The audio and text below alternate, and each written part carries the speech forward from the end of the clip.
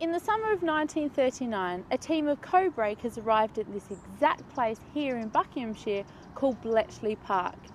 It was the government code and cipher school throughout World War II, with over 10,000 men and women working here, including famous mathematicians Alan Turing and Gordon Welchman. The people recruited to work here came from a variety of backgrounds, from mathematicians, experienced code breakers, to crossword experts, international chess players, and even astrologers.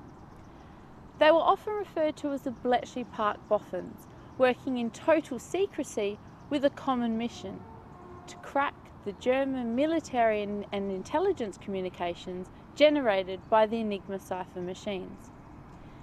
These messages contained vital information about the German battle plans and the positions of their U-boats.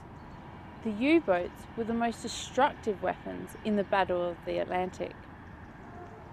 The code breakers here used mathematics and logical thinking to decipher the Enigma messages.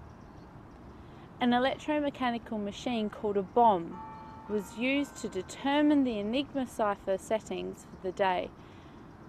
These settings were the key in enabling the code breakers to crack the supposedly unbreakable Enigma coded messages. Britain's knowledge of the information contained in these messages helped shorten the war by about 2 whole years and saved countless lives. By the end of the war, everyone working here had left, and all evidence of their code-breaking exploits had been destroyed. However, the secret that they had cracked the Enigma coded messages still remained a secret, and not a single person working here disclosed this information until 30 years after the war. They were described by the British Prime Minister Winston Churchill as the geese that lay the golden eggs but never cackled.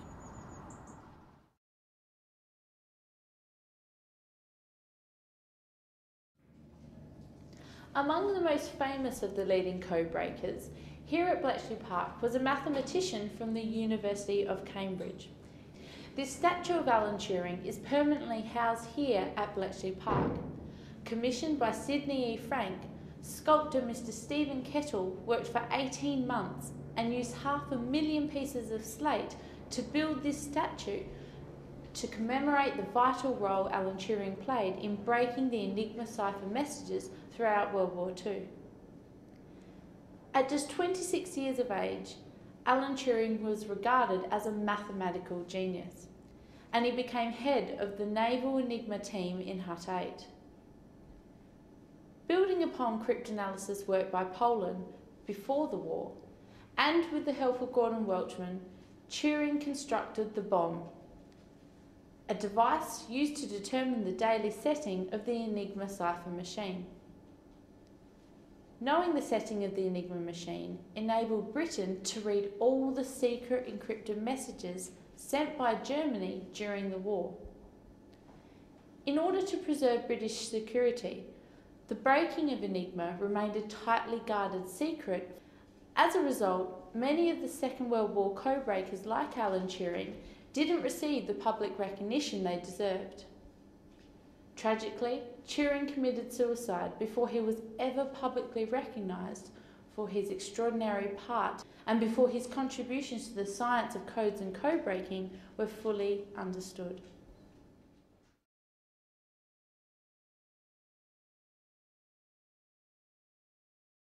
In 1939, mathematicians Alan Turing and Gordon Welchman conceived an electromechanical machine based upon the design devised by the Poles. Supposedly named after an ice cream dessert that was eaten at the time, they called this machine a bomb. The bomb weighed 1 ton and determined the Enigma cipher machine's daily settings, enabling the code breakers to read the German encrypted messages during World War II. Members of the Women's Royal Navy Service, shortened to Wrens, operated the bomb machines. The bomb relied on the knowledge of cribs, which were words in a message the code breakers were able to guess. For example, the word Wetter, German for weather. which was contained in the weather report messages sent daily. These cribs were essential for breaking the Enigma cipher.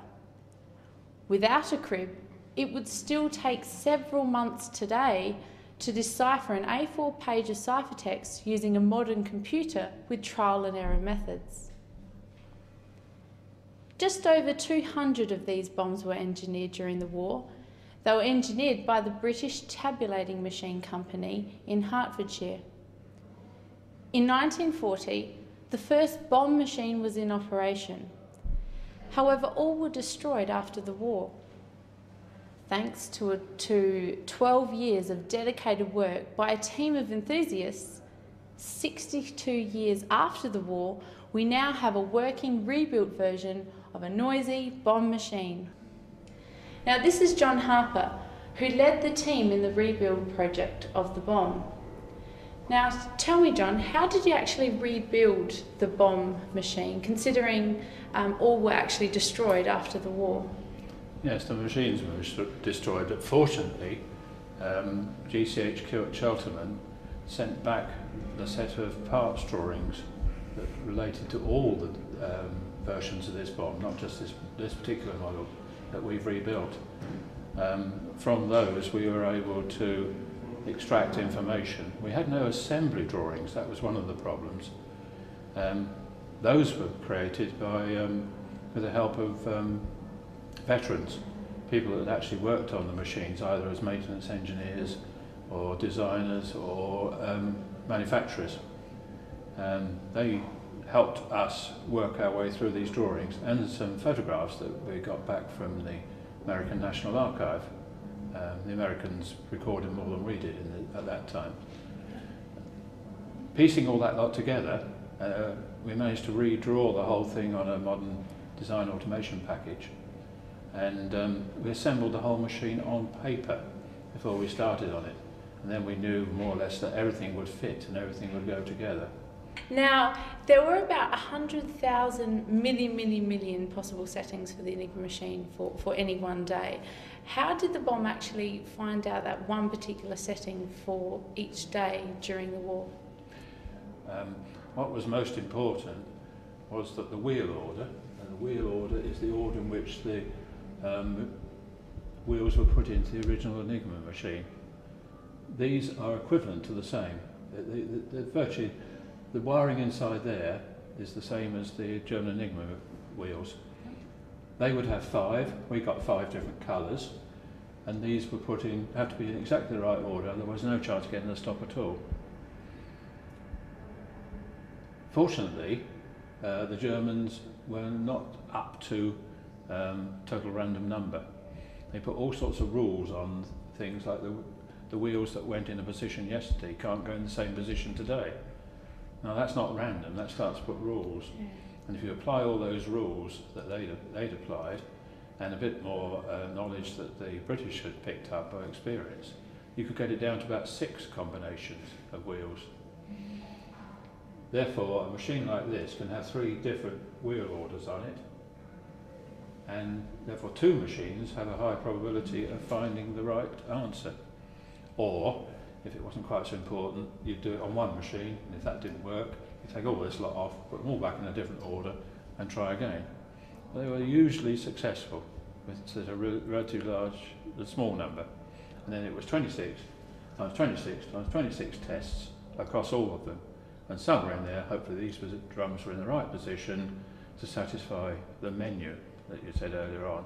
And if it did, the machine stops, and then you get the indication on these drums back at the end here. Now, at the height of the war, 4,000 German encrypted Enigma messages were read daily as a result of the bomb machines. They provided the essential information needed by the British Army, Navy and Air Force to rise to victory, therefore changing the course of history.